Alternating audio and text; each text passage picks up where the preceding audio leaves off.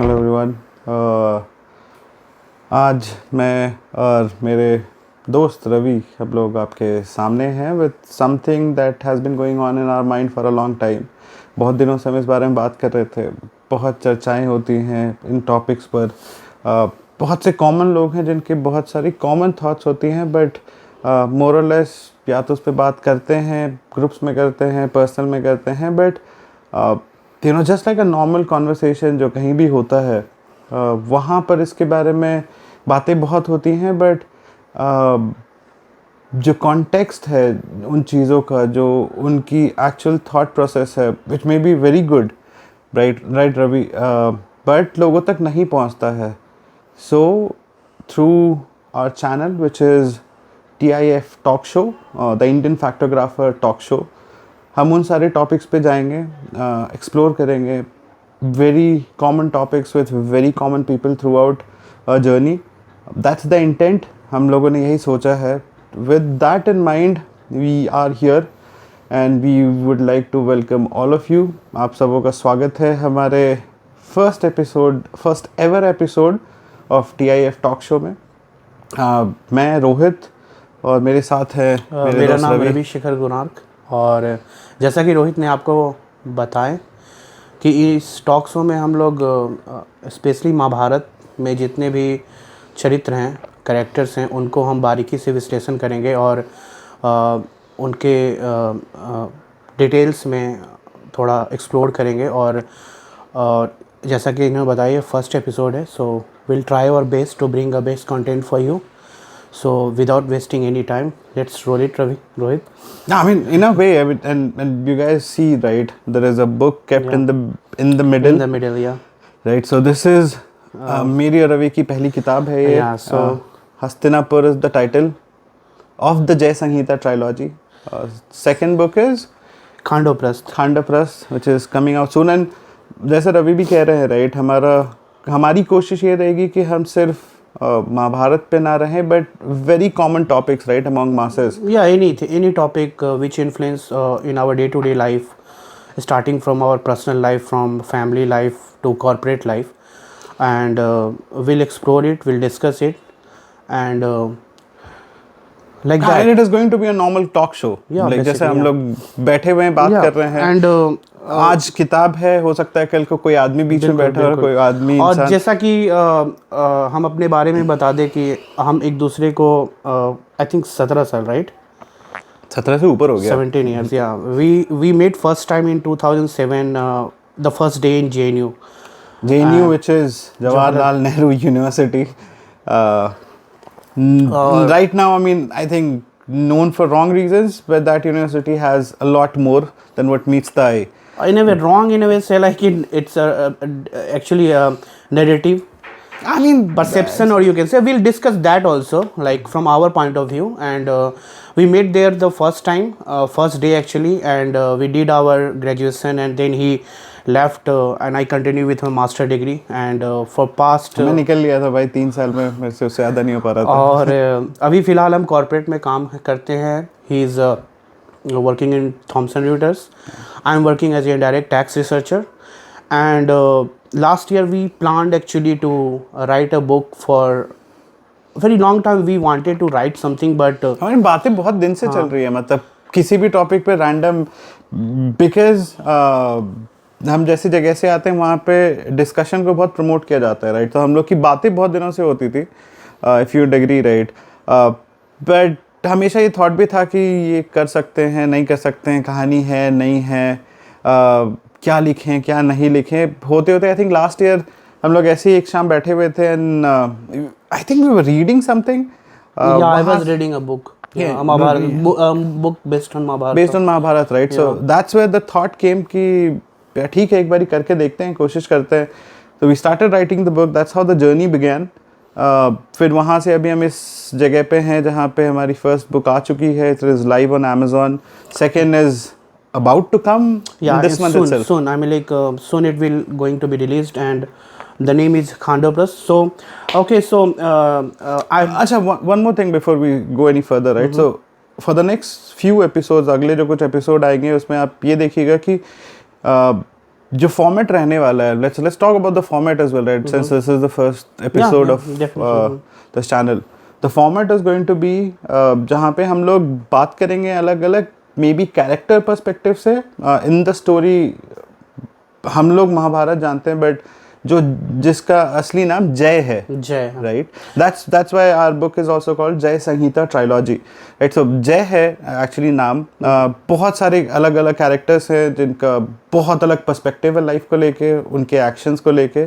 सो हमारा पहले आगे के कुछ एपिसोड्स में आप आगे देखिएगा, हम लोग उन्हीं टॉपिक्स पर, उन्हीं लोगों पर बात करेंगे, उनका लाइफ कैसा था, क्या लर्निंग्स मिल सकती हैं उससे, एंड वैसे ही करके the format will progress.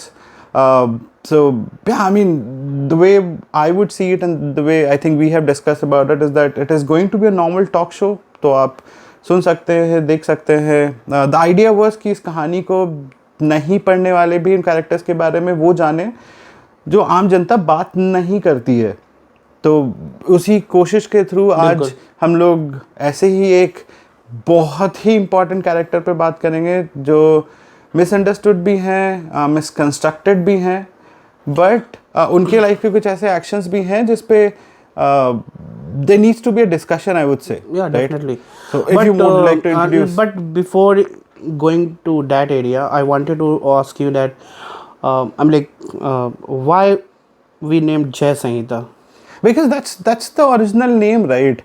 If you अगर आप इसको बहुत अच्छे से देखें तो आपको एक चीज़ समझ में आती है कि महाभारत बाद में भले ही नाम पड़ गया हो because of the war and the grandeur of it, grandeur may be a wrong word, but जितनी कंट्रीज, जितने राजा मिले थे तो इट बिकेम महाभारत, राइट।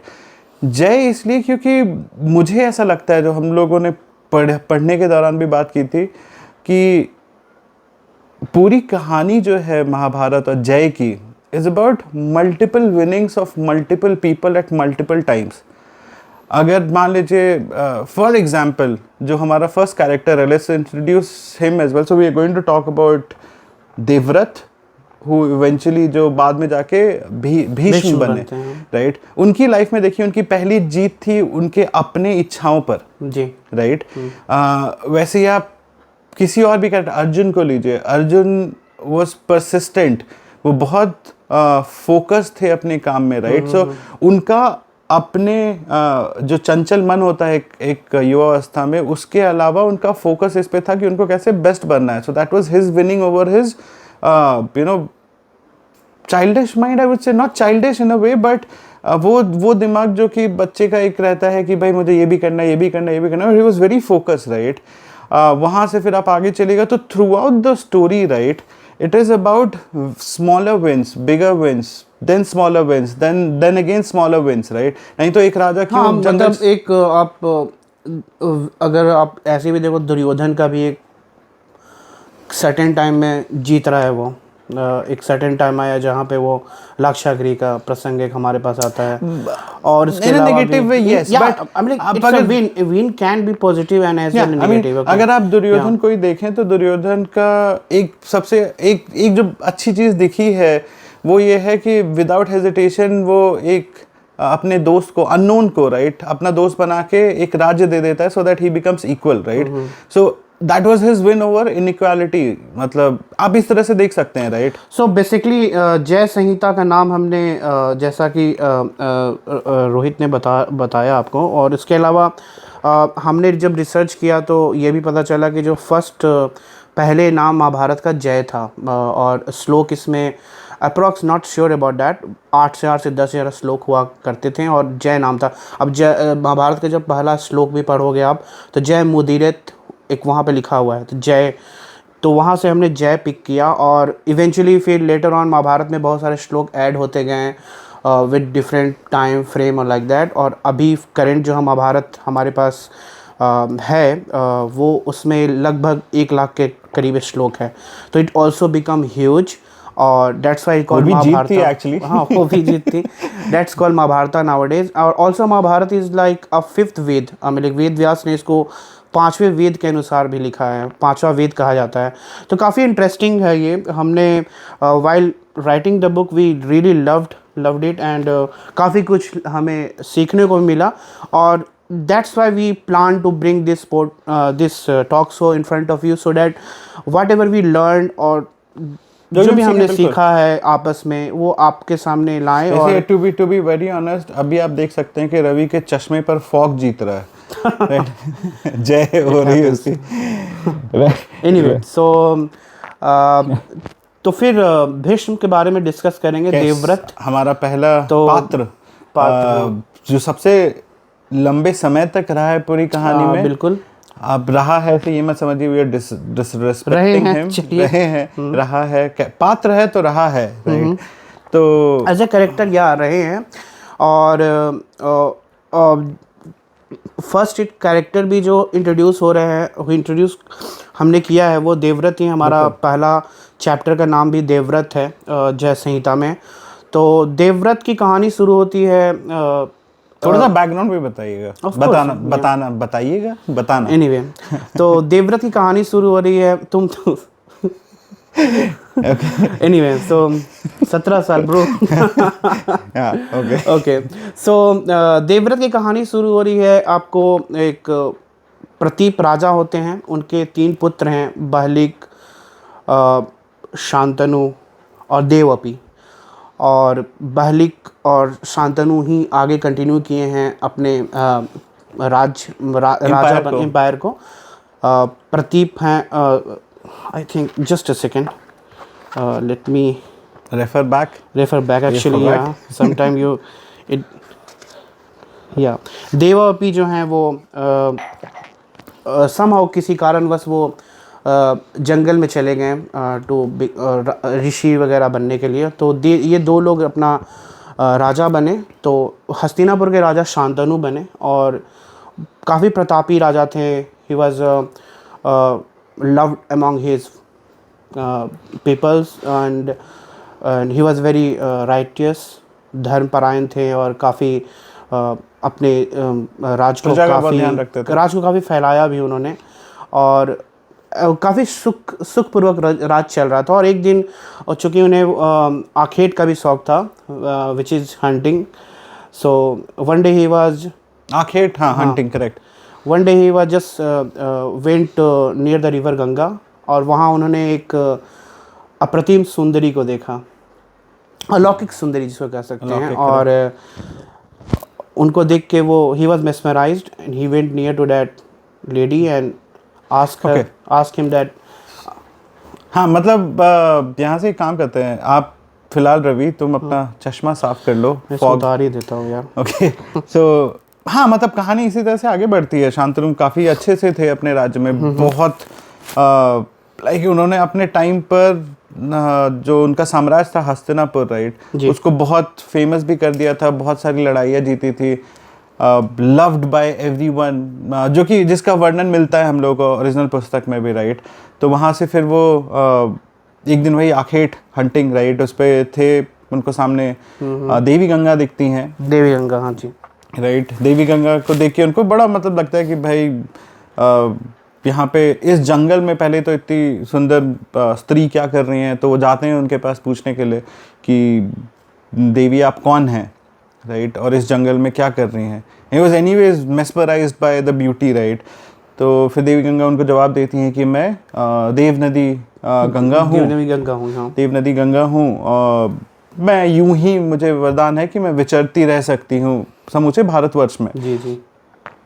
तो शांतनु और उनको खुशी होती है मिलके, फिर क्योंकि उनका प्यार था उनके लिए, सो ही इमीडिएटली प्रपोज, लाइक कि मैं चाहता हूँ कि मैं आपसे बहुत प्रेम करता हूँ और मैं चाहता हूँ कि आपसे शादी करूँ, राइट। तो देवी गंगा बड़ी मुस्कुरा के अपना इंट्रोडक्शन भी देते हैं। बाय द वे, पहले ऐसा ही हुआ करता था कि लोग पहले अपना इंट्रोडक्शन देते थे कि मैं हस्तिनापुर का राजा शांतनु हूँ, if we put it in dialogue format, right, राजा हूँ करके उन्होंने इंट्रोड्यूस किया खुद को। सो देव नदी गंगा उनके बारे में जानती थी, देवी गंगा, राइट। सो वो भी खुश होती हैं मिलके कि नहीं भाई, आपके बारे में बहुत सुना है, बहुत प्रतापी राजा हैं, जनता आपको बहुत प्यार करती है। Obliged by your offer or your proposal, to be precise, मैं आपसे शादी करने के लिए तैयार हूँ, लेकिन कुछ शर्तें हैं जिसके बिना मैं शादी नहीं कर सकती। तो शांतनु बोलते हैं हाँ ठीक है भाई, हस्तिनापुर सम्राट राइट। हाँ ठीक है, क्या हो सकता है शर्त? तो देवी गंगा उनके सामने शर्त रखती हैं कि भाई मुझे कभी भी टोका नहीं जाए, कुछ भी मैं करूं इन चीज़ों के लिए, राइट। तो उनको एक फ्रीडम चाहिए थी, तो उन्होंने बहुत आसानी से वो बोल भी दिया शांतनु को कि हाँ मुझे फ्रीडम चाहिए, मुझे जिस दिन भी आप रोकोगे उस दिन मैं चली जाऊंगी करके। शांतनु बोलते हैं हाँ ठीक है, इसमें क्या दिक्कत है भाई, चलो शादी वादी हो जाती है, फिर बड़े अच्छे से रहने लगते हैं। पूरा राज्य की प्रजा भी बड़ी खुश होती है कि भाई इतनी सुंदर रानी है हमारी। अच्छे से टाइम बीतता है, दोनों खुशी खुशी रह रहे होते हैं हस्तिनापुर में। टाइम बीतता है और फिर उनको पहला पुत्र होता है, राइट। अलग टाइप का एक्साइटमेंट पूरी पब्लिक में, राजा में, राजमहल में, हर जगह पे। उससे फिर खुश हो ही होते हैं कि देवी गंगा उठती हैं और अपने पुत्र को लेके बाहर निकल जाती हैं। बाहर निकलती हैं और जाके अपनी ही धारा में, नदी की धारा में प्रवाहित कर देती हैं, हाँ। राइट। तो वापस आती हैं, खाली हाथ आती हैं। शांतनु देखते हैं भाई ये क्या हुआ। इससे पहले उठोगे उनको याद आता है कि भाई हम पूछ नहीं सकते सवाल, आप उनको कोई भी क्वेश्चन नहीं कर सकते। Exactly, right. तो वो होता है उनके एक्शन पे आप कुछ नहीं कर सकते। तो थोड़े दुखी होते हैं, फिर लगता है ठीक है भाई नहीं पूछ सकते हैं। हाँ। फिर टाइम बीतता है, थोड़ा टाइम लगता है उनको शौक से बाहर निकलने में। फिर थोड़ा समय बीतता है, फिर से उनको पुत्र की प्राप्ति होती है। फिर हर जगह खुशी हो रही होती है सब की, राजकुमार राजकुमार राजकुमार। फिर देवी गंगा उठती हैं और अपने पुत्र को लेके जाती हैं और नदी में प्रवाहित कर देती हैं। फिर वापस आ रही होती है, शांतनु देखते खाली हाथ है। फिर उनको अपना वचन याद आता है कि भाई हम पूछ नहीं सकते हैं। वैसे करके 2 3 4 5 6 7 पुत्र होते हैं over a period of time, और सातों के सातों को देवी गंगा प्रवाहित करते चली जाती हैं। तो शांतनु बड़ा वो हो जाते हैं कि यार ऐसा भी क्या है हम। हाँ, मतलब आपने एक वचन दे रखा है और अपने वचन में बंधे हुए हैं आप। एग्जैक्टली, वचनबद्ध हैं। आप पूछ नहीं सकते हैं कि आपने क्यों कर रही हैं आप। बिल्कुल वचनबद्ध हैं वहाँ पे। तो फिर ऐसे ही होता है। लेकिन 7वें के बाद जब वापस से देवी गंगा माँ बनने वाली होती है, तो तब शांतनु थोड़ा सा होता है कि नहीं अब बहुत हो गया। तब वचन अपनी जगह है, बट मैं पूछूंगा, इस पेन को अब और बेयर नहीं कर सकता, मैं पूछ लूंगा। हाँ। राइट। समय आता है, जैसे ही ये पुत्र फिर से प्राप्त होता है, तो प्रजा भी तब तक थोड़ी हो जाती है कि यार पता नहीं क्या चल रहा है। तो फिर भी राजा खुश तो प्रजा खुश, जो बोला जाता है, राइट। तो वैसे ही चलता है। 8वें पुत्र की प्राप्ति होती है। फिर देवी गंगा उठती हैं, जैसे ही जा रही होती है कि शांतनु उनके सामने आ जाते हैं कि ये आप क्या कर रही हैं। क्या being a mother don't you feel bad, आपको बुरा नहीं लग रहा है? आप अपनी एक माँ हो के आप ये कैसे कर सकते हैं? हाँ, एक माँ के नज़रिए से आप कैसे कर सकते हो अपने सातों पुत्रों को अपने ही धारा में, बिल्कुल आपने उसको प्रवाहित कर दिया है। और ऐसे आप कैसे कर सकते हो? अपने ही पुत्रों का हत्या ही कर रही थी, हत्या कह लीजिए, या तब तक तो उन्हें शांतनु को वही हत्या ही है। तो आप कैसे कर सकते हो ऐसे? तो फिर वहाँ पे गंगा मुस्कुराती हैं और बोलती हैं कि राजन, आपने अपना वचन यहाँ पर भंग कर दिया है। और चूंकि आपने वचन भंग कर दिया है, तो अब मैं यहाँ पे रुकूंगी, आपका ये पुत्र भी अब नहीं प्रवाहित करूँगी। और मुस्कुराते हुए उन्होंने कहा कि मैं जो भी कर रही थी उसके पीछे कारण है। तो शांतनु ठिठकते पूछते हैं कि क्या कारण है, रीज़न बताइए। तो बोलती है 8 पुत्र जो आपके हैं ये साधारण मानव नहीं है, ये 8 वसु हैं। वसु एक सेलेस्टियल गॉड कहेंगे उनको। और ये वशिष्ठ, एक बार ऐसे ही वो पृथ्वी पे विचरण करते समय ऋषि वशिष्ठ के पास उनके पास एक नंदिनी गाय हुआ करती थी। और इनको सारे वसुओं खेल में साथ में अपनी पत्नियों के साथ वो खेल में नंदिनी को छुपा दिए। तो वशिष्ठ काफ़ी खोज रहे हैं नंदिनी को, काफ़ी वो उनकी प्रिय गाय थी, वो मिली नहीं। तो फिर वो अपने दिव्य दृष्टि थे वो देखें कि अच्छा ये वसुओं ने ऐसा किया है। तो फिर वो श्राप दिए कि चूँकि तुम एक गाय को और मुझे काफ़ी तुम परेशान किए हो, तो मैं तुम्हें श्राप देता हूँ कि तुम सब धरती पे ही रहोगे। तुम लोग धरती पे आए हो खेलने के लिए, तो तुम लोग धरती पे ही रहोगे अब। तो वसुओं को जब पता चला कि ऐसा श्राप मिला हुआ है, तो वो दौड़े वशिष्ठ के पास गए कि मुझे क्षमा कर दें हम लोग को। तो वशिष्ठ तब तक गुस्सा शांत हो चुका था। गुस्सा ही है, कितनी देर रहेगा। हाँ, मतलब ऑब्वियसली। तो वो फिर बोले कि मेरा श्राप तो वापस नहीं हो सकता है, लेकिन तुम लोग आओगे, लेकिन साथ जो तुम हो वो गंगा से रिक्वेस्ट करो कि तुम्हारी माँ बने, और वो तुरंत ही तुम्हें मुक्त कर देंगे।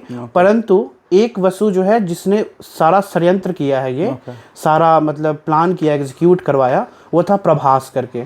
कि तुम यहीं रहोगे, मगर तुम काफ़ी प्रतापी रहोगे, तुम्हारा एक नाम होगा, जिसको प्रसिद्ध होगे, नाम होगा, लोग तुम्हें जानेंगे, ठीक है, तो तुम यहीं रहोगे। तो यही जो 8वां पुत्र है आपका, 8वां जो वसु था, ये हुआ प्रभास, और मतलब कि ये आपका 8वां पुत्र है। गंगा ने ऐसा शांतनु को बताया।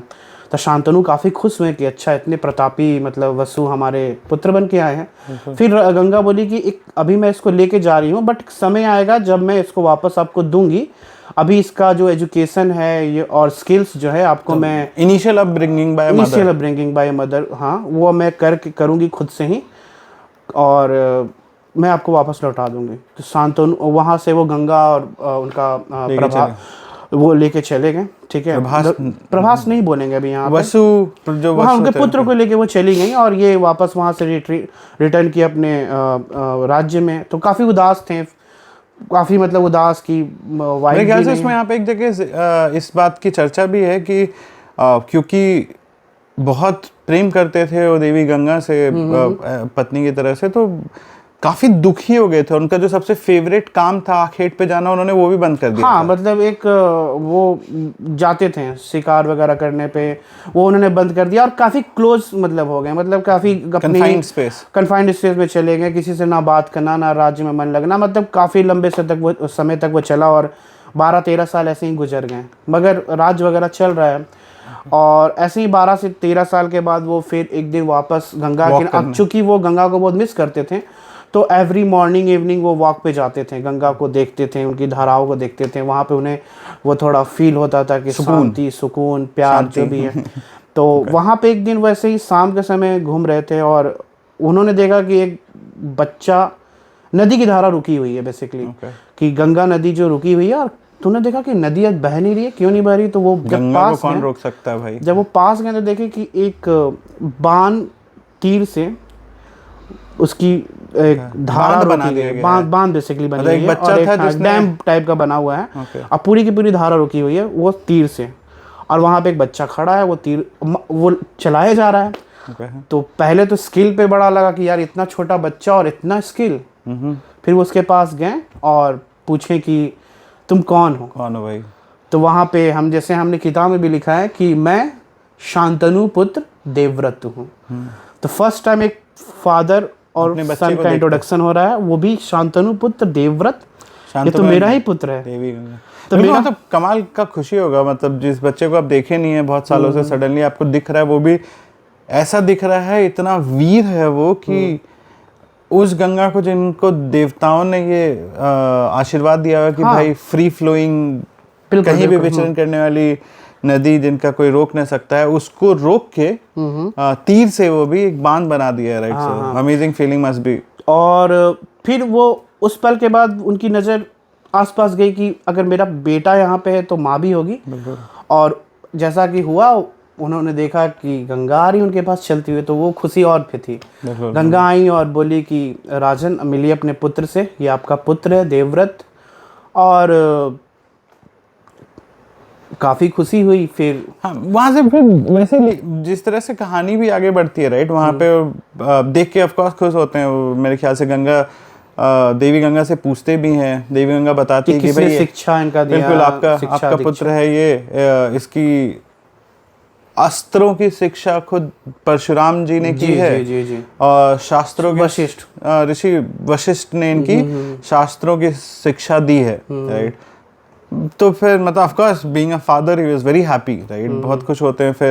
लेकिन फिर वहाँ पे एक और चीज़ है, लिखा हुआ है, जिसका वर्णन मिलता है कि देवी गंगा बोलती हैं कि भाई ठीक है, अब आपको आपके पुत्र से मिलवा दिया, अब आपका पुत्र आपके पास ही रहेगा, बिल्कुल, मैं अब वापस मैं जा रही हूँ, राइट, क्योंकि उनका वचन एक वो भी था कि आप जिस दिन टोकेंगे I will not stay with you, right, वो होता है मेरे ख्याल से। फिर उसके बाद अगर आप कहानी में आगे देखें, कहानी पुस्तक राइट, उसमें आप आगे देखें तो आपको ये दिखेगा कि फिर वो बड़ा एक इमोशनल सा सीन भी लिखा हुआ है, जैसे वेद व्यास के महाभारत में भी ऐसे मिलता है वर्णन उसका, कि वहाँ पे फिर एक बड़ा सीन हो जाता है कि भाई एक तरफ शांतनु दुखी होते हैं कि पत्नी जा रही हैं, दूसरी तरफ बेटा मिलने की खुशी भी हाँ, होती एक है। मतलब वापस फिर से वही वियोग इनफैक्ट है। एक देवव्रत है, देवव्रत के हिसाब से अब देखें तो जिन माँ के साथ वो रहा है अब उससे वो बिछड़ने वाला है, लेकिन उसको नए पिता मिल गए हैं, राइट।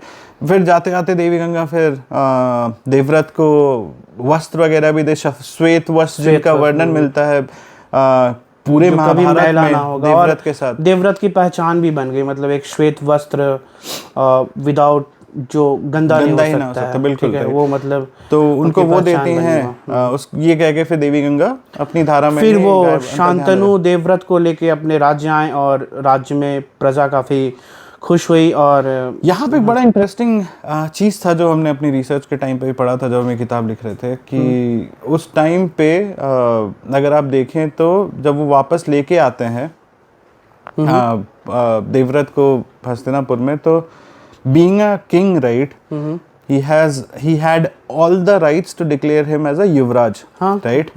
वो कोशिश भी करते हैं उस चीज़ का, अपनी मंत्री सभा को बुलाते हैं, बोलते हैं, तो वहाँ पे एक मंत्री उठ के बोलते हैं या कोई मंत्री गण में से कोई बोलते हैं कि भाई आप महाराज यहाँ पे कर सकते हैं, बट बियॉन्ड दैट हम भी मतलब देवव्रत के बारे में हम उससे ज्यादा क्या हमने जानते सुना हैं? है, बट हम खुद भी इनका स्किल चेक करना टेस्ट करना चाहेंगे, बिल्कुल। टेस्ट करना चाहेंगे कि तो ये ये योग्य हैं या नहीं। और तत्पश्चात ये यहाँ से ये भी पता चलता है ना कि मतलब कि राजा ठीक डिक्लेयर कर रहे हैं कि हाँ ये युवराज होगा, बट एक राज्य का मंत्री वो भी ये डिसाइड करना अगर थोड़ा चाहता सा भी है उसके मन में डाउट है कि हाँ शायद ना हो, he wanted to be sure कि हाँ मतलब ये है, Test his skills, right. योग्य है, बिल्कुल। तो वहाँ पे उन्होंने एक लिटरली एक डे रखा कि हाँ जहाँ पे सारे टेस्ट होगा उनका, और देवव्रत ने सारे टेस्ट को काफ़ी अच्छे अभी के जो समय बोलते अच्छे मार्क्स से पास किया और अपने आप को प्रूफ किया, और वो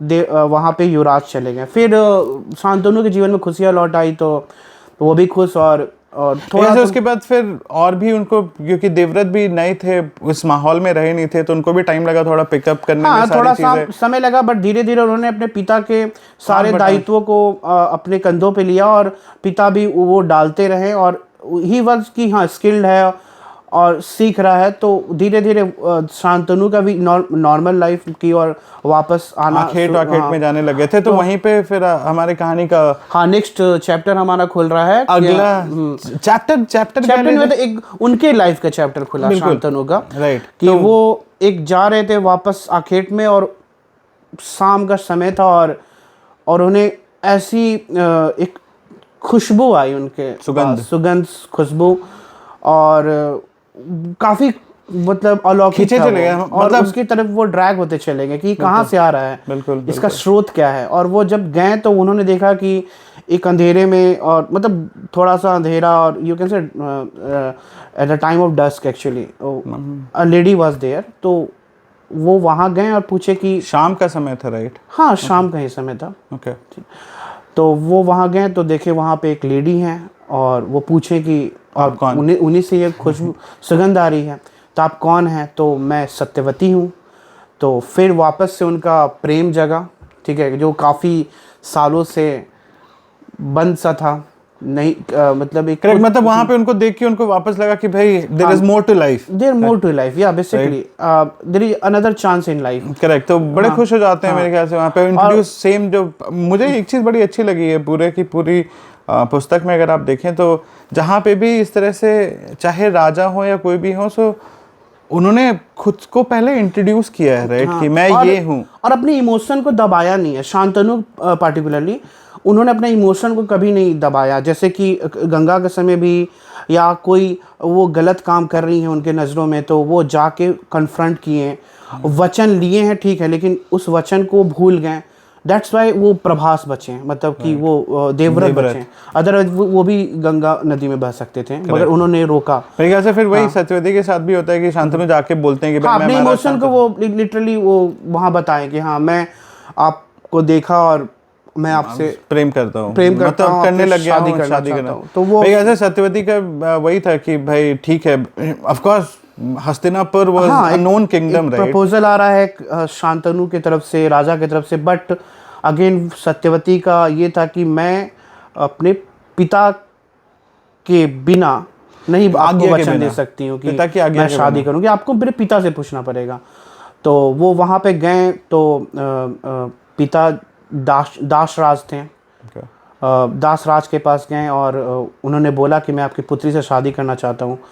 तो दास राज ने एक कंडीशन रखा वहाँ पे, और वो भी खुश थे कि हाँ शांतनु राजा के साथ मेरी पुत्री का विवाह होगा। बट वो कंडीशन एक रखते हैं क्या, दासराज वो बोलते हैं कि मैं शादी तभी होगी जब मेरी पुत्री का जो भी संतान होगा, आप दोनों की शादी से हाँ हुआ संतान वही राजा बनेगा। तो वहाँ पे ये शांतनु खटक को जाते हैं झटका थोड़ा। लगा कि ये कैसे हो सकता है, मैंने तो ऑलरेडी अपने पुत्र को युवराज बना रखा हूँ और ये फिर से मैं नहीं। तो वो वापस बैक कर गए कि नहीं ये नहीं हो सकता भैया, ठीक है मतलब शादी प्रेम अपनी जगह, बट एक है जिसके लिए मैंने कमिटमेंट कर रखा है, उस कमिटमेंट से मैं वापस नहीं आ सकता हूँ, वो है मेरा पुत्र ही राजा बनेगा। और वो वापस में आ गए, लेकिन उनके अंदर का द्वंद्व चल रहा था, एक प्रेम और वो वाला, और वो उनको खाया जा रहा था अंदर से। और इवेंचुअली क्या हुआ, वापस जब आए अपने राज्य में तो अपने आप को वापस वो बिल्कुल Confine अकेला कर कर लिया, किसी से बात नहीं कर रहे हैं, किसी के साथ वो इंट्रोडक्शन भी नहीं हो रहा है, मतलब कॉन्वर्सेशन वगैरह कुछ नहीं, राजकाज भी। तो ये लोगों में काफ़ी हुआ कि अचानक ये क्या हुआ भाई, राजा गए और वापस आए तो कुछ बात नहीं कर रहे हैं। सबसे बड़ा तो पुत्र को लगा कि पिताश्री को के साथ क्या हुआ। देवव्रत भी पिता से पूछे कि पिताजी क्या हुआ, आप बताइए कि क्या हो रहा है ऐसा। तो उन्होंने कुछ नहीं बताया। बट इवेंचुअली जब वो उनके सारथी से पूछें कि क्या हुआ था एक्चुअली, तो सारथी ने बताया कि हाँ हम गए थे, ऐसी ऐसी बातें हुई हैं, एक युवती मिली, उनके पिताजी ने शादी के लिए शर्त रखा हुआ है, तो चलो मुझे लेके चलो वहाँ पे। और भीष्म वहाँ सॉरी देवव्रत गए वहाँ पे। एक्चुअली ये नाम ही इतना महाभारत में प्रोमिनेंट है ना कि उसके आने के पहले हम बात करने लगे। तो वहाँ गए और उन्होंने बोला कि मेरे पिता आपकी पुत्री से शादी करना चाहते हैं, क्या प्रॉब्लम है। तो उन्होंने बोला कि प्रॉब्लम कुछ नहीं है, बस मुझे श्योरिटी ये चाहिए कि इन्हीं का दोनों की संतान ही राजा बनेगी। तो देवव्रत 2 सेकंड शांत रहें, फिर वो बोले कि ठीक है मैं वचन देता हूँ कि इनकी ही संतान जो है राजा बनेगी। लेकिन दासराज और थोड़ा सा दिमाग लगाएं। दिमाग, हाँ बात सही हाँ है बिल्कुल, वो थोड़ा सा बी एब्सोल्युटली श्योर। हाँ मतलब अपनी पुत्री का मतलब बिल्कुल वो चाह रहे थे कि हाँ सेट हो, मतलब सेट इन द सेंस कि इन्हीं का ही बने और कोई चांस नहीं रहे मेरे पास। तो वो ना दूसरा क्लॉज रखा कि ठीक है आपने वचन तो मुझे दिया, लेकिन क्या इसकी क्या गारंटी कि कल को आप शादी करो और आपका, चूँकि आप इतने बड़े महावीर हो और बलशाली हो और आपकी संतान भी तो वैसे ही होगी, तो इसकी क्या गारंटी कि कल को आपका पुत्र ना बोले कि हाँ राज छीन ले या राजा बनना चाहे। वहाँ तो मुझे मेरे नाती और नाती को तो थ्रेट आ जाएगा। तो फिर वो सोचें 2 मिनट के लिए, फिर बोले कि ठीक है अगर ऐसा है तो यहाँ जितने उपस्थित जन, गंधर्व, देवता और जो भी कोई हैं वो सुने मेरी बात, और मैं ये घोषणा करना चाहता हूँ कि मैं आज के बाद से पूरे जीवन ब्रह्मचर्य का पालन करूँगा, कभी शादी नहीं करूँगा और ताउम्र हस्तिनापुर के सिंहासन की रक्षा करूँगा। और ये इतना भीषण था ये प्रतिज्ञा कि एक मुश्किल से 20 साल का लड़का ये प्रतिज्ञा ले रहा है कि ब्रह्मचर्य और सिंहासन की रक्षा और पूरे जीवन में शादी वादी नहीं करूँगा। तो इसके बाद तो दासराज खुश हो गए होंगे। दासराज खुश थे वो भी, लेकिन शौक में थे ना, हुआ क्या। और फिर ये बोले कि चलो आप अपनी पुत्री को तैयार करो, हम शादी इनकी शांतनु से शादी करवाएंगे। और फिर वो सत्यवती महल में आती हैं। फिर महल आने के पहले वो जब पहुँचे महल में, तब तक शांतनु को ये पता चल चुका था कि ऐसा घटना हो रखा है। तो वो जब पहुँचे तो ही वॉज लाइक कि क्या किए तुम, ये तुम मतलब ये क्या किए तुम, अपना खुद का खुशी सब कुछ कुर्बान करके मेरे लिए इतना कुछ क्यों किए। तो बोले कि अगेन कि पिताजी मेरे लिए सब कुछ आप ही हैं, मेरे लिए सब कुछ आप ही हैं, मेरा जीवन भी आप ही है, सब कुछ आप ही हैं, तो मैंने ये किया आपके। और फिर वो घुटने के बल बैठ गए और पिता भी रोने लगे कि क्या मतलब क्या किए तुम ये। और फिर बोले कि तुमने जो आज किया है इसके कारण, ऐसा जो भीषण काम किए हो इसके कारण पूरा संसार तुम्हें भीष्म के नाम से जानेगा। और एक और मैं तुम्हें आशीर्वाद देता हूँ कि तुम अपनी मृत्यु तुम जब इच्छा करोगे तभी होगी, ये इच्छा तो करके- बेसिकली ये दोनों जो चीजें थी, और यहीं पे देवव्रत भीष्म बन जाते हाँ, हैं। तब से उसके बाद देवव्रत नाम गुम सा हो गया और भीष्म ही पॉपुलर हुए हैं। भीष्म क्योंकि वो ऐसा और मतलब ऐसा काम टेक्निकली ही किए थे। भीष्म देवव्रत भीष्म बने अपने पिताजी के आशीर्वाद से। बिल्कुल बिल्कुल। और भीष्म को इच्छा मृत्यु मिली अपने पिताजी से ही उसी समय जब उन्होंने ये किया था। हाँ हाँ, शांतनु से उनको मिल रही है। Right, okay. सो टेक्निकली यहाँ से फिर भीष्म, अब देवव्रत जो हैं हमारे पात्र, वो भीष्म बन चुके हैं। ये कहानी है देवव्रत से भीष्म बनने की। और भीष्म बनने के बाद फिर जैसा कि हम जानते हैं सत्यवती के साथ उनकी शादी हुई। और भीष्म की नहीं, शांतनु और सत्यवती। शांतनु उनके पिताजी शांतनु, इतनी जल्दी प्रतिज्ञा सॉरी शांतनु और शांतनु की शादी सत्यवती के साथ हुई। फिर 2 पुत्र हुए उनके, चित्रांगद और विचित्रवीर्य। और विचित्रवीर्य। ओके। और फिर चित्रांग चूंकि बड़े थे तो वो राजा बने। और उसी समय जब चित्रांग राजा बने तो उनकी शिक्षा दीक्षा भीष्म के निरीक्षण में ही हुई है, under the guidance of technically Bhishma was, लेकिन चित्रांग के साथ प्रॉब्लम था कि वो थोड़ा एरोगेंट बन गए और उन्हें लगता था कि मैं ही सब कुछ हूँ, मैं ही बहुत बलशाली हूँ। और थोड़ा सा उनमें एरोगेंसी आ गई थी। और ये एरोगेंसी के कारण ईगो एरोगेंसी आ गई थी। और जनता के बीच में भी उनका नाम थोड़ा सा अनपॉपुलर सा था। लोग मतलब उतने दृष्टिकोण से नहीं देखते थे कि हाँ ये हमारे राजा ऐसे वो हैं। और इसी बीच में एक गंधर्व भी थे चित्रांगद करके। तो जब उन्होंने सुना कि मेरा नाम नेमसेक है दोनों और मेरा नाम भी इनका नाम जैसा, ये अनपॉपुलर है, तो वो सोचा कि मैं भी अनपॉपुलर हूँ। मतलब चूंकि नाम डिग्निटी के साथ है, नेमसेक, हाँ नेम, कि मेरा नाम इसके साथ शेयर हो रहा है, तो वो भी ऐसा ही काम करे जो ताकि नाम भी उसका बढ़े। तो रवि लेखक है और रवि डाकू है। नाम तो सेम ही है, जब तक आप नहीं जानते रवि कौन है तो क्या हाँ बिल्कुल। अगर ऐसा अनेकों एग्जाम्पल में रोहित पे भी दे सकता हूँ। खैर, तो वो गंधर्व आया, इनको चैलेंज किया कि हमारा तुम्हारा नाम एक ही है, तो क्यों ना हम लड़ाई करें और जो जिंदा रहेगा वही नाम को रखेगा। तो अब उस जमाने में आप चैलेंज करोगे, आपको एक्सेप्ट करना ही है। तो चित्रांग चले गए लड़ने और ये भी दोनों लड़ते लड़ते इवेंचुअली चित्रांग जो थे हमारे राज्य हस्तिनापुर के राजा, वो वीर गति को प्राप्त हुए। शांतनु की इस समय तक मृत्यु हो चुकी है। शांतनु की मृत्यु हो गई है, तो तभी तो वो चित्रांग राजा बना हुआ है। बिल्कुल करेक्ट। थोड़ा स्टोरी में हम लोग फास्ट फॉरवर्ड जा रहे हैं। Make sense. और चित्रांग की मृत्यु के बाद विचित्रवीर्य राजा बने। और विचित्रवीर्य के साथ प्रॉब्लम था कि वो थोड़ा सा उनकी हेल्थ कंडीशन थी खराब रहती थी। और थोड़ा सा वो कहीं जा नहीं पा रहे हैं, कहीं राज्य के बाहर भी नहीं जा पा रहे हैं। और भीष्म के निरीक्षण में ही वो काम चल रहा है। विचित्रवीर्य काफ़ी छोटे भी थे, तो टेक्निकली भीष्म ही शासन और राजपाट वगैरह देख रहे हैं। तो उसमें फिर सत्यवती को चिंता हुई कि भाई राज्य को भी आगे बढ़ाना है और हमें, भीष्म तो प्रतिज्ञाबद्ध थे, भीष्म प्रतिज्ञाबद्ध थे ही, और राज भी चलाना है और आगे हमें जनरेशन को भी लाना है। तो सत्यवती ने बोला भीष्म को कि हमें नेक्स्ट जनरेशन को लाना होगा, तो विचित्र की शादी करनी होगी। तो भीष्म बोले ठीक है। तो फिर पता चला कि अपने मंत्री गणों से उन्हें पता चला कि काशी नरेश काश्य की 3 पुत्रियां, काशी बनारस, हाँ काशी वही हमारा आज का बनारस या आज का काशी बोल रहे हैं, काशी भी है वहाँ पे, हाँ काशी स्टेशन है वहाँ पे। तो वहाँ के राजा काश्य की 3 पुत्रियां थी, अम्बा, अंबिका और अंबालिका, और इनकी स्वयंवर हो रही है। उनका स्वयंवर। तो भीष्म विचित्रवीर्य के रिप्रेजेंटेटिव के तौर पे वहाँ गए, स्वयंवर में भाग लेंगे। ऐसा होता था कि आप किसी के रिप्रेजेंटेटिव के तौर पे जा सकते हैं, और स्वयंवर में आपको अगर स्त्री चुनती है तो आप फिर उनको लाके शादी वादी कर सकते हो। तो जब भीष्म वहाँ पे पहुंचे, ग्रेट कॉन्सेप्ट स्वयंवर, will talk about it later. But स्वयंवर खुद में भी एक बड़ा स्वयंवर खुद ही वर चुनना है, मतलब आपको इसके बारे में हम लोग डिटेल में बात करेंगे। बिल्कुल। तो वहाँ पे भीष्म जब पहुंच रहे हैं तो वहाँ पे कानाफूसी शुरू हो गई कि यार ये आ गया, ये तो उसने तो प्रतिज्ञा ले रखी थी कि शादी नहीं करेगा, सेलिबेसी करेगा, ब्रह्मचर्य पालन करेगा वगैरह वगैरह, और आज तो आ गया। सुना इसने कि 3 सुंदर स्त्रियां हैं तो ये आ गया। चारों तरफ कानाफूसी शुरू हो गई। तो ये भीष्म को थोड़ा इरिटेट कर गया कि ये क्या, ईगो थोड़ा सा उनका भी है कि हाँ यार ये क्या मतलब हुआ।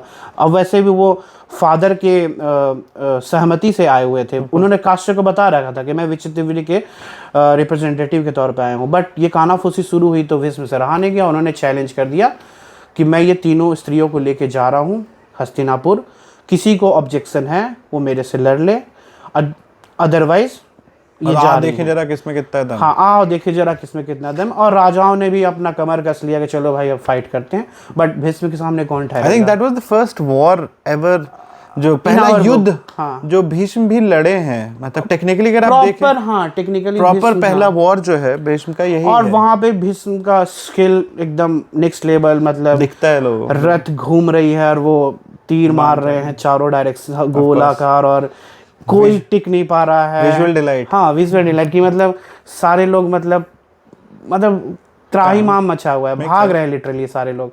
अब भीष्म फिर बोले सारथी को कि चलो सारथी हस्तिनापुर। चलो भाई, लेकिन जब चल रहे होते तो पीछे से फिर एक कुछ तीर उनके कान के बगल से गई, तो उन्होंने पीछे देखा ये क्या हो रहा है। ये कौन है तो भाई? एक राजा जो था उनको भीष्म रुको, मैं लड़ो मुझसे, भागो मत। तो फिर उन्हें पीछे देखा तो एक राजा आ रहा है, तो भीष्म ठीक है चैलेंज एक्सेप्ट की और राजा को फिर लड़ाई हुई। राजा का नाम शाल्य था और उससे उनकी लड़ाई शुरू हुई और लिटरली कुछ मोमेंट के लिए भीष्म को उसने धराशायी टाइप का किया, मगर भीष्म क्या स्किल अगेन ही विल की क्या ये क्या हो रहा है। उसके बाद उन्होंने अपने दिव्यास्त्रों का प्रयोग किया और नाना प्रकार के अस्त्रों का प्रयोग किया और वो शल्य एकदम लिटरली सारथी को ख़त्म किया उन्होंने और रथ को तोड़ दिया। और शल्य के पास लिटरली गए नज़दीक मारने की, और तब तक अम्बा जो थी वो रथ के नीचे आई और भीष्म का पैर पकड़ ली कि इन्हें माफ़ कर दो आप प्लीज़। तो भीष्म बोले ठीक है चलो, एक लेडी का रिक्वेस्ट था कि मैं छोड़ देता हूँ इसे। तो शल्य को छोड़ के फिर सबको लेके वापस शाल्यश को छोड़ के और अंबिका और अंबिका लोग हस्तिनापुर आ गए वो। और उनका स्वागत किया गया, तीनों युवतियाँ आई विचित्रवीर्य के शादी के लिए। और तो शादी के पहले मतलब जब पहुंची वहाँ पे तीनों कन्याएं, तो भीष्म का इंट्रोडक्शन हुआ कि ये काशी नरेश की पुत्रियां हैं, अंबिका अंबालिका, अम्बा अंबिका और अंबालिका, और ये विचित्रवीर्य से शादी करने के लिए आई हैं। तो अंबिका ने वहाँ बोला कि अम्बा ने बोला कि आपसे मैं कुछ बोलना चाहूँगी भीष्म को कि मैं शादी नहीं करना चाहती हूँ, क्योंकि आप मेरी दोनों बहनों का शादी कर दो, मगर मैं नहीं कर पाऊँगी क्योंकि मैं किसी और से प्रेम करती हूँ। तो भीष्म बोले ठीक है, किससे प्रेम करती हो बताओ मुझे, ये तो बहुत अच्छी बात है।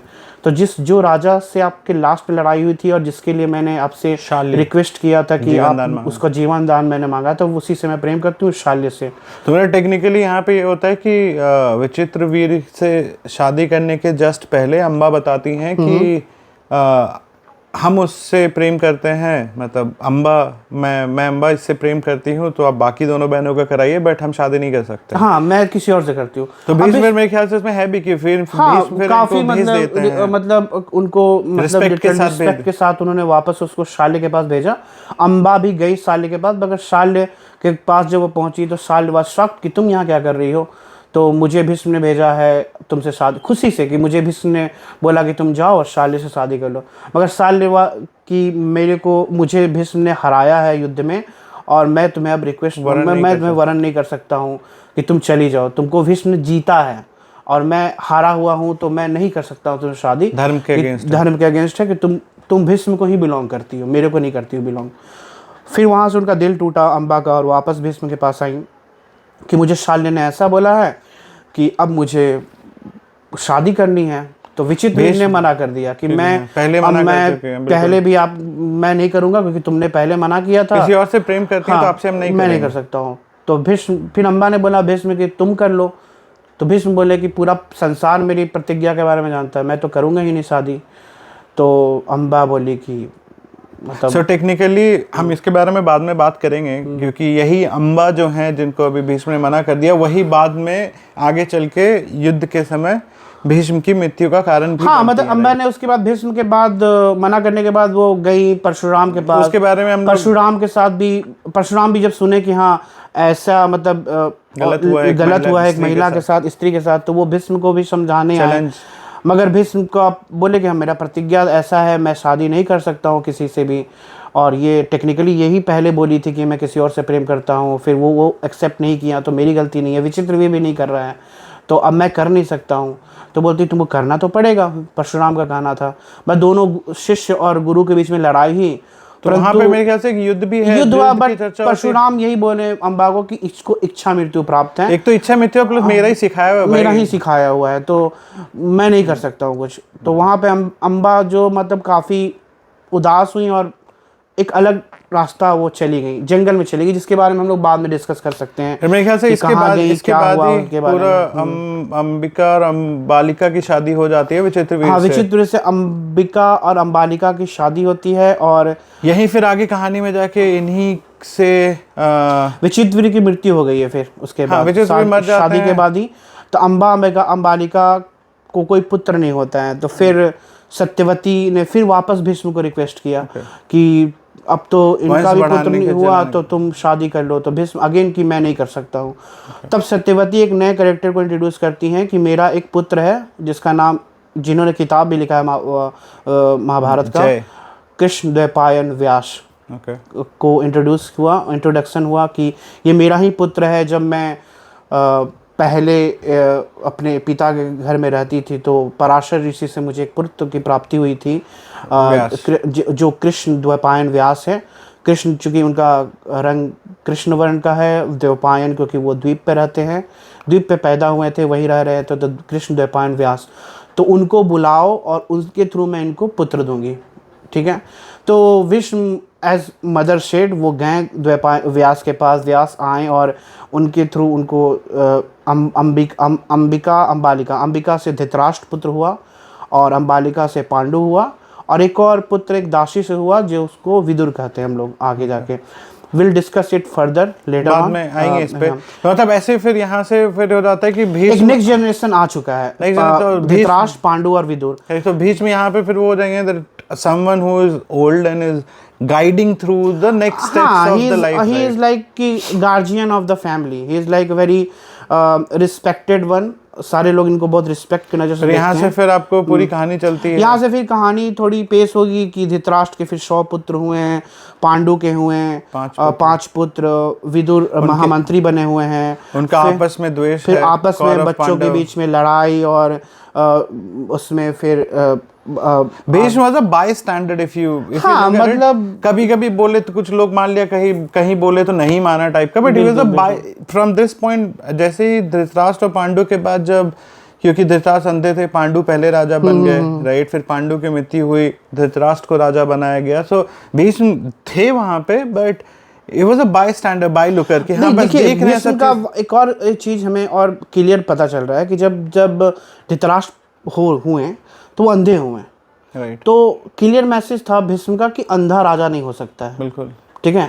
तो वहां तक ही तो वहां पे एक मैसेज था कि राजा अंधा नहीं हो सकता है। जब राजा कुछ देख ही नहीं सकता है कि क्या गलत है क्या सही है, तो कैसे राज चलाएगा।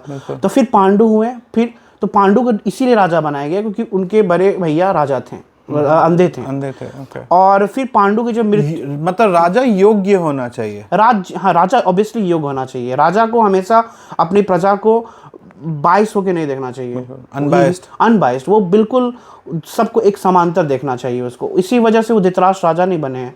और पांडु जब बने, फिर पांडु का भी बाद में जब हम देखते हैं कि वो वन की ओर चले गए because of some certain reason, वो विल डिस्कस इट फर्दर जब हम डिटेल में पांडु और धृतराष्ट्र का बात करेंगे।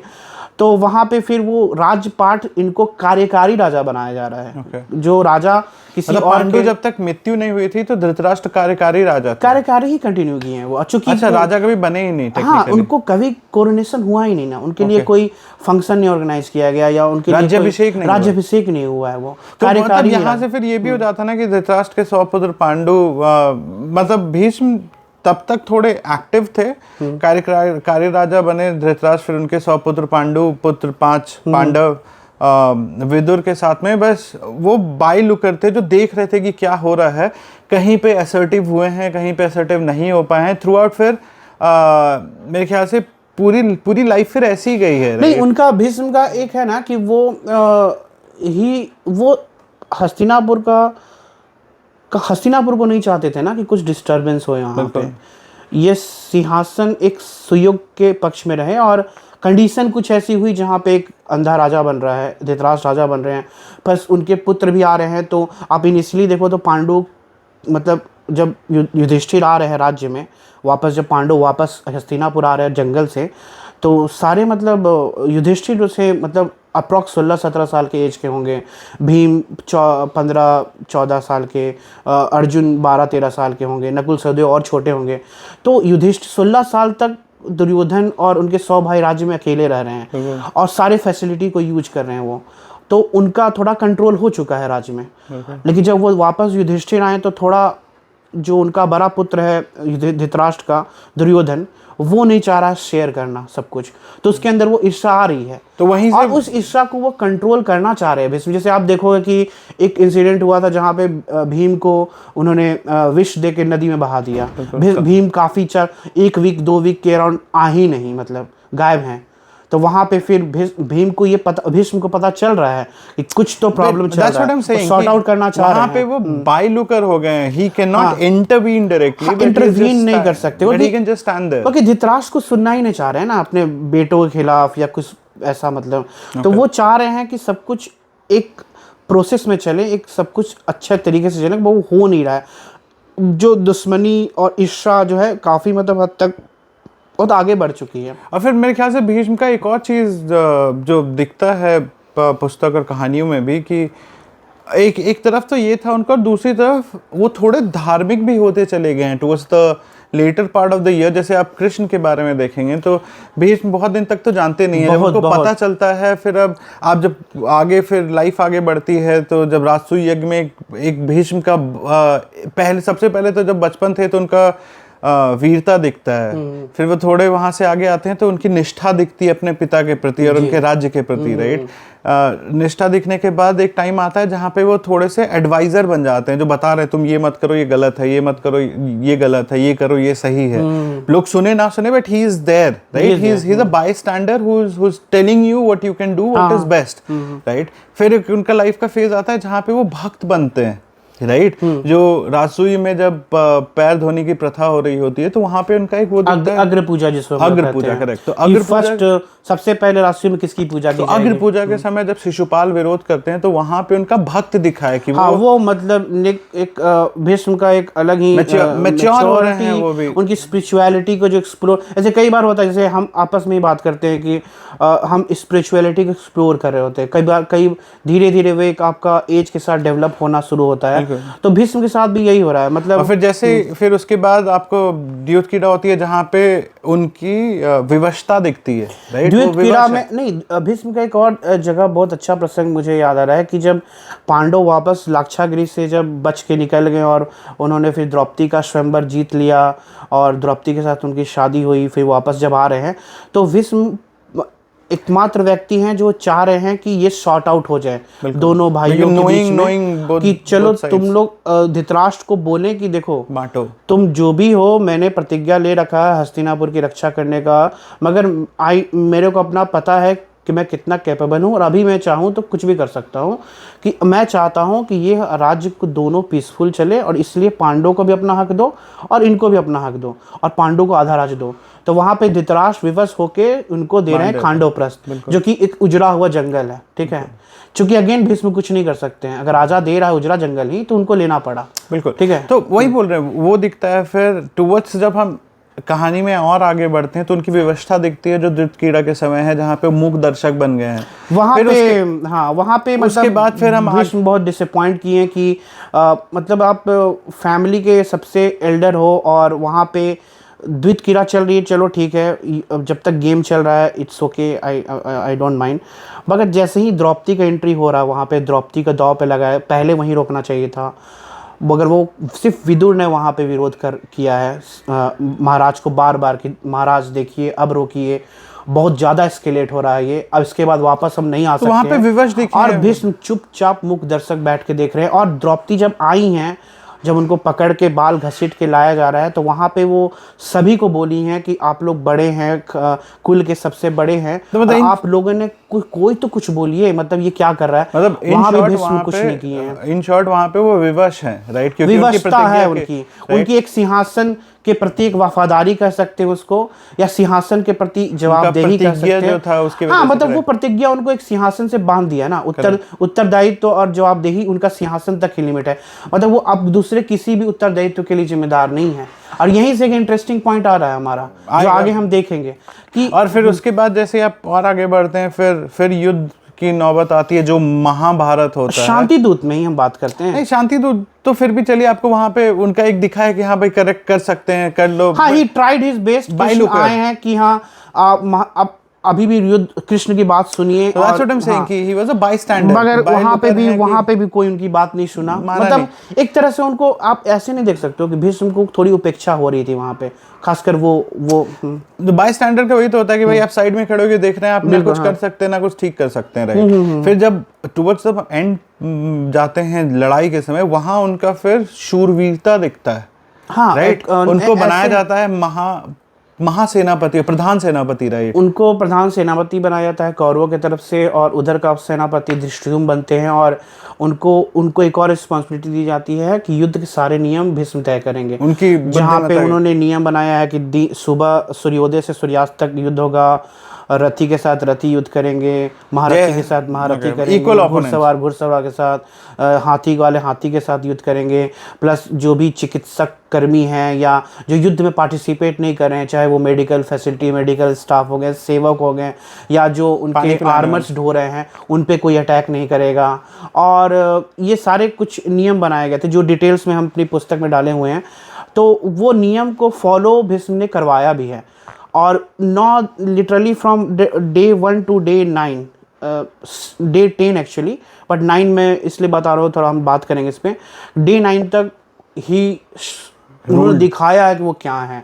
जब तक वो थे युद्ध भूमि में, हैवॉक कोई नहीं टिक रहा था उनके सामने। तो शूरवीरता उनकी दिखी बिल्कुल, मतलब कि अनपैरेलल, मतलब कि, और उसमें भी एक 2-3 प्रसंग आया है जहाँ पे वापस जब कृष्ण आ रहे हैं तो कृष्ण तो अपनी लीला रचेंगे ही।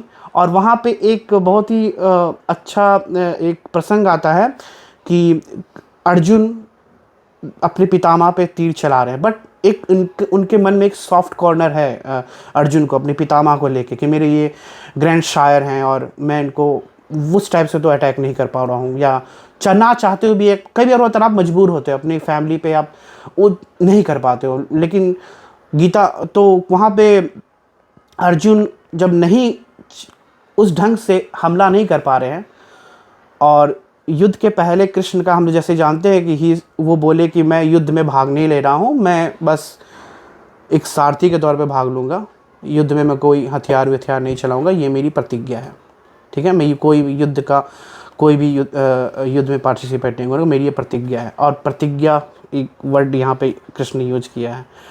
मगर युद्ध के दौरान मैं डे रिमेंबर नहीं कर पा रहा हूँ, एक प्रसंग आता है कि अर्जुन को वो बोलते हैं कि अर्जुन तुम क्या कर रहे हो, उनको मारो, अगर ये जब जिंदा रहेंगे तो सारे पांडु सेना को ख़त्म कर डालेंगे अकेले ही, कि तुम क्या कर रहे हो, उनको हमला करो उन पे। मगर अर्जुन वो इतने ज़्यादा गुस्सा होते हैं कृष्ण की, वो बोलते हैं कि तुम नहीं करोगे तो मैं खुद ही इनको मारने जाऊँगा। और वो अपना सुदर्शन चक्र निकाल के जा रहे हैं उनको मारने के लिए। और चारों तरफ ये हाहाकार मचा है कि कृष्ण कैसे प्रतिज्ञा तोड़ सकते हैं, कृष्ण कैसे जा रहे हैं। तो वहाँ पे क्लियर मैसेज दे रहे हैं कृष्ण कि प्रतिज्ञा ऐसा नहीं होता है कि जिसके साथ तुम बंधे जाओ, गलत सही कुछ भी हो रहा है तुम बंध जाओ उसके साथ।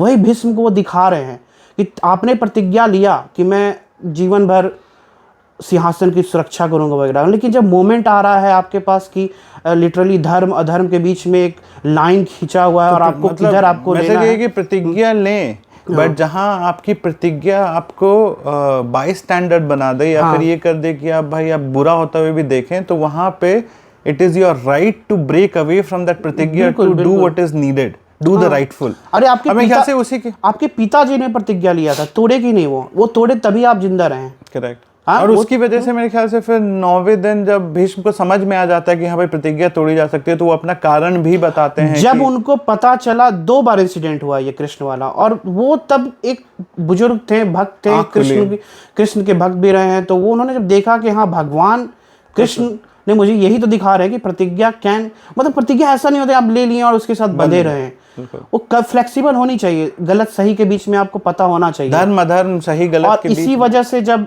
9th डे का समाप्त जब हुआ है 9th डे, और पांडव डिसाइड कर पा रहे हैं कि हम अगर प्रोग्रेस करना चाहते हैं युद्ध में, कैसे प्रोग्रेस करें, इनको हटाए बिना तो हो ही नहीं सकता है। तो वहाँ पे कृष्ण ही बोल रहे हैं कि भीष्म को हटाना है तो भीष्म को से ही पूछना पड़ेगा कैसे। और फिर पांडव वहाँ शिविर में यहीं गए। पे आती हैं अम्बा वापस शिखंडी के रूप में। जी, तो शिविर में गए तो भीष्म से पूछा जा रहा है कि तातश्री, हम आपको पता है ये धर्म अधर्म की युद्ध हो रही है और आपके रहते तो हम कुछ नहीं कर पा रहे हैं।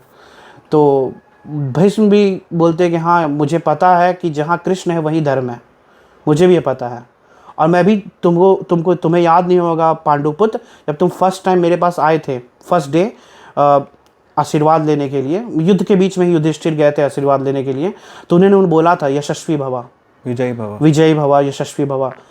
तो मैं भी चाहता हूँ कि विजय तुम्हारी साइड हो, मगर तुम्हारा ये भी कहना सत्य है कि मेरे बिना नहीं हो सकता है।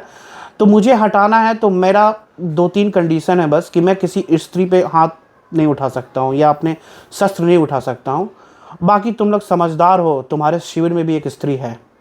तो ये सारा था उनका, और वो पांडव वापस आ गए और ये सोच रहे कि क्या बोल गए हैं भीष्म। तो फिर कृष्ण बताते हैं कि हाँ इस एक स्त्री है, वो स्त्री नहीं है, योद्धा ही है, बट भीष्म की नज़र में वो स्त्री है, और वो स्त्री है शिखंडी, जिसको जो अम्बा थी वो जब वन में गई वापस परशुराम के साथ युद्ध होने के बाद वो डिसअपॉइंटेड होकर वन में गई, और वहाँ उन्होंने अपना देवी का पूजा किया, और देवी आई और देवी बोली कि तुम्हारे अगले जन्म में तुम्हारा प्रतिज्ञा पूरा होगा, तुम द्रुपद के यहाँ एक पुत्री के रूप में पैदा होगी, बट इवेंचुअली क्या होगा कि एक गंधर्व आपसे मिलेगा जो आपको अपना पुरुषत्व देगा। तो अम्बा ने वहाँ पे अपना देह त्याग दिया और अगले जन्म में द्रुपद के यहाँ शिखंडिनी के रूप में पैदा हुई, और फिर जैसा कि दुर्गा ने बताया था कि एक गंधर्व मिला जो उनको अपना एक्सचेंज किया, और ये युद्ध कर रही थी शिखंडी के रूप में। तो शिखंडी को भीष्म एक महिला के तौर पे देखते थे क्योंकि वो भी अम्बा थी। तो फिर हमें पता चला 10th डे पे फिर से स्ट्रैटेजी बनी, आगे शिखंडी पीछे अर्जुन, और इस तरह से भीष्म को फिर हमें देखते हैं कि अर्जुन ने उनको घायल करके पूरा बाण का सैया बना के धरती पे टच नहीं होना कंडीशन वो करवाया, और Bhishma out of the war हो गए, उनको फिर वार के साइड किया गया। और चूंकि भीष्म का एक प्रतिज्ञा था कि वो हम हस्तिनापुर को सुरक्षित हाथों में देखना चाहते थे, और एक और है कि सूर्य जो है उसमें दक्षिणायन था, जब तक सूर्य उत्तरायण ना होगा तो वो तब तक देह त्यागेंगे नहीं। और इस तरह से वो युद्ध खत्म होने के उत्तरायण होने के बाद हाँ वो फिर वेट किए हैं 18 दिन का बाद भी वेट किए, 18 दिन का युद्ध होने के पश्चात भी वो वेट किए। और जब युद्ध खत्म हुआ तो युद्ध खत्म होने के बाद युधिष्ठिर जब राजा, उनके मन में भी दुविधा चल रही है कि इतने नरसंहार के बाद, इतने लोगों की मृत्यु के बाद मैं राजा कैसे बनूंगा, तो उसकी नीति की शिक्षा देने के लिए कृष्ण उनको लेके गए वहाँ पे।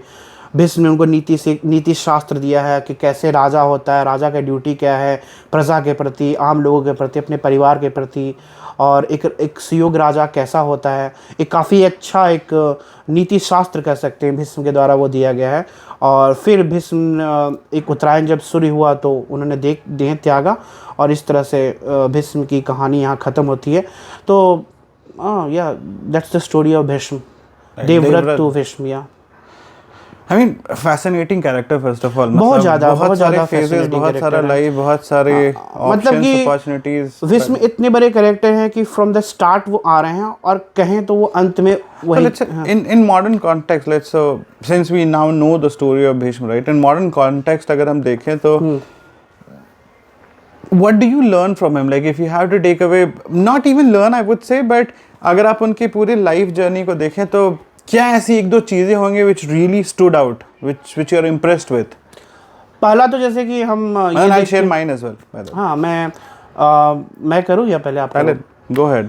तो मेरा भीष्म से एक ये है कि जैसे अभी भी हम देखते हैं अपने अभी के समय में भी, देखिए मेरा ये मानना ये है कि बहुत सारी लर्निंग्स जो है ना महाभारत से कैरी ऑन होते आ रही है। बहुत सारी लर्निंग जो इवेंचुअली हम लोग एक्सप्लोर करेंगे। जैसे भीष्म की एक लर्निंग है कि एक जब हम भी अभी भी जैसे अपने पिता को मजबूर देखते हैं या देखते हैं कि मेरे पिताजी कोई तकलीफ़ से गुजर रहे हैं, तो एज ए सन आपको थोड़ा सा डिस्टर्ब वो करता है।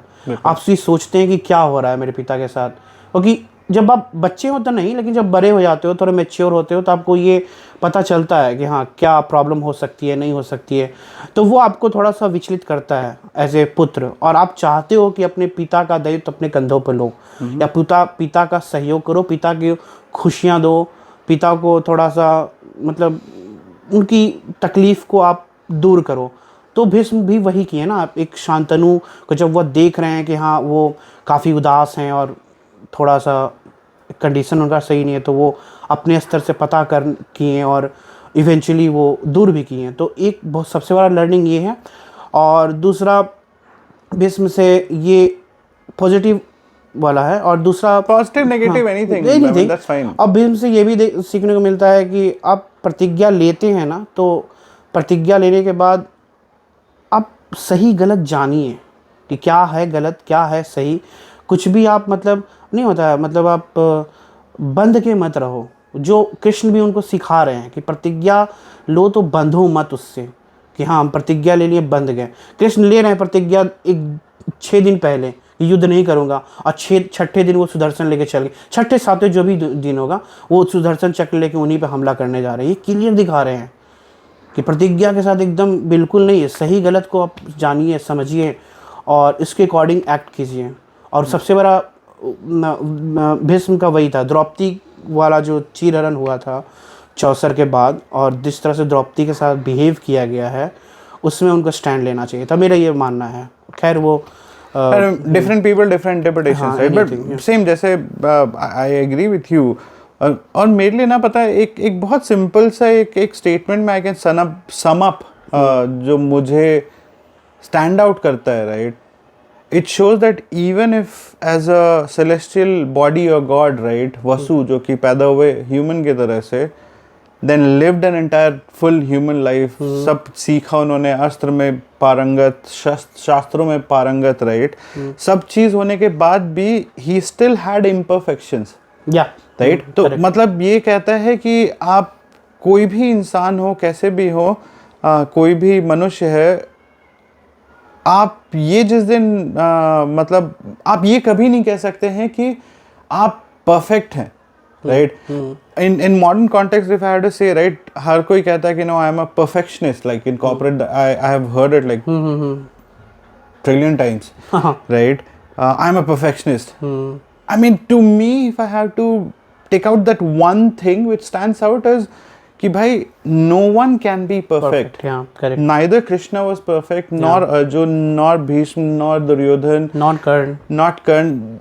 Like everyone has done something even for them, and they know about it that they are wrong, right. उनको पता है कि वो गलत है। बिल्कुल बिल्कुल। सेम भीष्म के साथ भी है, मतलब वो इतने समय तक बाय स्टैंडर्ड रहे हैं या बाय लुकर रहे हैं कि कहाँ पे सही और गलत की जो हम मेरे घर में पुराने टाइम में हम लोग सबको बोला जाता है कि सही और गलत की जो डिवाइडिंग लाइन है ना, जो रेखा है, वो बड़ी धूमिल होती है, महीन होती है। वो एक एक्शन, एक शब्द आपके मुंह से निकला हुआ तो आपको सही से गलत बना सकता है और गलत से सही बना सकता है, राइट। तो क्योंकि वो इतने लंबे टाइम तक सिर्फ देखे हैं जहाँ पे गलत हो रहा है, कुछ कर ही नहीं पाए हैं, right, which shows that he, though being अस्त्र शस्त्र ज्ञाता एवरीथिंग, बहुत वीर, बट उनमें कमियां थी, बिल्कुल, and which haunted them, like उनको पता था, उनको जब पांडवों का जिक्र है लाक्षागृह का, तो वहां पे उनका दर्द दिखता है कि अरे क्या हो गया, राइट। चाहे आप आगे जाएं तो फिर उनको दिखता है मजबूर हैं कि भाई हम नहीं कर सकते हैं, जहाँ पे वो उन लोगों को बोल रहे हैं कि आधा राज दे दो, ये गलत है। उसके बाद जब द्रुतकीड़ा में ले लिया जाता है, वहाँ खड़े रह जाते हैं, कुछ नहीं करते हैं। तो वो उनकी एक सीरीज ऑफ मिस्टेक्स हैं जहाँ पे वो बहुत कुछ कर सकते हैं, ही डिडंट डू, जो बाद में कृष्ण जी ने दिखाया भी कि भाई आप प्रतिज्ञा लें तो ऐसा नहीं चिपक जाए उससे, right. When you know it is wrong, then go ahead and stand up for it, against it, right. तो मुझे ये लगता है कि मतलब every one of us have some imperfections, and we should know about them so that we can consciously make a decision कि हम गलत ना करें, ना देखें, ना चुप रहें। मतलब गलत देखते हुए गलत करना और गलत देख के चुप रहना मेरे हिसाब से सेम है, राइट? बिल्कुल, मुझे ये लगता है, मतलब I mean different people different interpretation. Obviously interpretation can be Right, so- zillion times interpretation हो सकता है, और ये भी नहीं है कि हम भीष्म का जो not इंटरप्रिटेशन trying कर to रहे हैं impose our thoughts in exactly जो एज ए राइटर महाभारत लिखते समय जो हमें भीष्म का जो चरित्र को जैसे हमने समझा है वही हम बता रहे हैं, और इट कैन बी कोई भी इसको अलग तरीके से भी व्याख्या कर सकता है, उनका इंटरप्रिटेशन कुछ भी हो सकता है, but that's what we have found, और हम जो आपसे शेयर कर रहे हैं। और Yeah, so coming back to all of you, right? So यहाँ पे basically हमारे first मेजर कैरेक्टर का एनालिसिस जो हम लोगों का analysis, I won't say analysis, but उनकी लाइफ जर्नी जो हमने डिस्कशन कहेंगे कि एक लाइफ जर्नी, और साथ ही हमने जो उनसे सीखा और समझा वो उसका हम लोग एक व्याख्या प्रस्तुत की हैं आपके लिए, और ऐसे ही और भी हमारा फॉर्मेट यही रहने वाला है। By the way we'll pick up topics, we'll discuss among us. 2 guests, 3 guests, 4 guests, we'll set up. I don't know how we'll go since it is our first episode, पहला एपिसोड है और हमारा। आपका सहयोग बहुत जरूरी है इसके लिए, राइट, तो मतलब आगे भी ऐसा ही चलेगा जहाँ पे ऐसी बातचीत होगी, अलग अलग नज़रिए से देखेंगे कैरेक्टर्स को।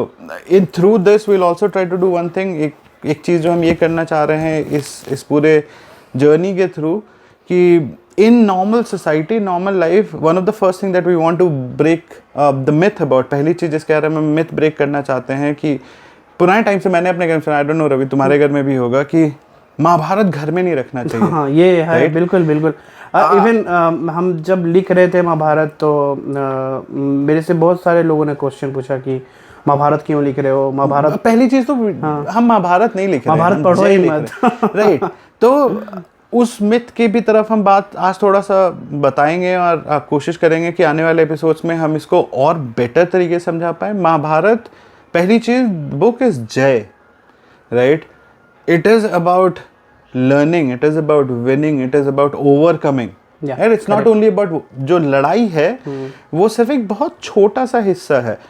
उसके अलावा बहुत सी ऐसी चीज़ें हैं जो कि अगर आप पढ़ेंगे, जब आप देखेंगे थ्रू एंड थ्रू, तो आपको लगेगा कि यार ये मैंने भी देखा है। जैसे रवि ने बोला, right, from a normal context आज की सोसाइटी में, middle class, high class, anywhere, right, lower middle class, upper class, wherever you go, a connection and the devotion of एक बेटे का बाप के लिए, पिता के लिए, और पिता का पुत्र के लिए, वो आपको इस कहानी में भी दिखता है, राइट? आपको इसमें प्यार प्रेम भी दिखेगा, अलग अलग लोगों का, अलग अलग किरदार का, आपको इसमें ईर्ष्या भी दिखेगी। तो ये सिर्फ युद्ध नहीं है। तो जो भी आप, ये मिसकॉन्सेप्शन है कि भाई आपको घर में नहीं रखना चाहिए, not this, anything that you want to read, go ahead and read about, you know, through us, if you want to, we also are trying to get this story to the masses, लोगों तक पहुंचाना चाहते हैं। So I mean, that's the intent, that's the format, and that's how we are going to go ahead as well. बिल्कुल। और and by the way, one more thing, please excuse us, क्योंकि हम पहली बार कर रहे हैं, तो हो सकता है हमारे उच्चारण में, हमारे प्रोनाउंसिएशन में, हर चीज़ में गलतियां हो, मल्टीपल लेवल ऑफ फ्लॉ हो, गलती हो, हम इंग्लिश में हो, हिंदी में आ जाएंगे, इंग्लिश में आ जाएंगे, कुछ भी एक प्रयास है, एक हमारा पहला प्रयास है। और तुम्हारा चश्मा पे ही नजर है, फॉग पे, ठीक है, कोई नहीं, फॉगी। तो हमारा एक प्रयास है, और इसमें आप हमें सजेशन दीजिए अपना कि हम क्या और सुधार कर सकते हैं, और eventually with the time we will try to do that. और अभी के लिए हम एक भीष्म का हमने एक व्याख्या की, बातचीत की, एक्चुअली